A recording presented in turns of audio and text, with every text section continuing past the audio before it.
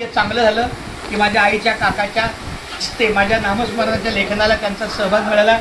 तर आईच्या शुभ हस्ते मला हरी हा नामस्मरणाचा जप आलेला आहे। हरी हरी हरी मंत्र हा जीवाचा म्हणती देवाचा आहे मोक्ष। तर हरी या नामावलीचा त्यांचा सेवाभाव दिलेला आहे। रामकृष्ण हरी विठ्ठल केशवा गोविंद माधवा, रामकृष्ण हरी विठ्ठल केशवा गोविंद माधवा, रामकृष्ण हरी विठ्ठल केशवा गोविंद माधवा, रामकृष्ण हरी विठ्ठल केशवा गोविंद माधवा, रामकृष्ण हरी विठ्ठल केशवा गोविंद माधवा। तर माझ्या आईकडून हरी हा नावाचा उल्लेख आलेला आहे। तर मला असं वाटतंय की आता फक्त दोघंच बाकी आहेत, एक म्हणजे आमचा अमोल दादा आणि दुसरं म्हणजे आमची स्वाती ताई।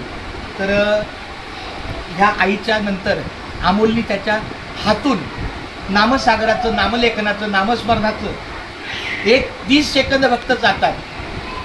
आपल्या वाहतुकीला जाताना ट्रॅफिक लागतं, काही वेळ लागतो, तिथं आपला नाहक वेळ व्यर्थ जाण्यापेक्षा अशा सगुणरूपी सेवेला आपला वेळ गेलेला अधिक चांगला आहे। नामसंकीर्तन साधन पै सोपे, जळतील पापे जन्मांतरीची, न लगती सायाचं जावे वनांतरा, सुखे येतो घरा नारायण, हाईच बैसुनी करा एक चित्त, आवडी अनंत आळवावा, रामकृष्ण हरी विठ्ठल केशवा मंत्र हा जपावा सर्व काळ, याहून असतं अनेक साधन, वाहतची आन विठोबाची, आणि तुका म्हणे सोपे आहे सर्वाहुनी, शहाणातून धनी घेत असे। तर आमच्या या सर्व माता पित्यांना, बंधू भगिनींना सगळ्यांना पुढचं आयुष्य चांगलं राहावं। आई माझा रामकृष्ण हरी रामकृष्ण।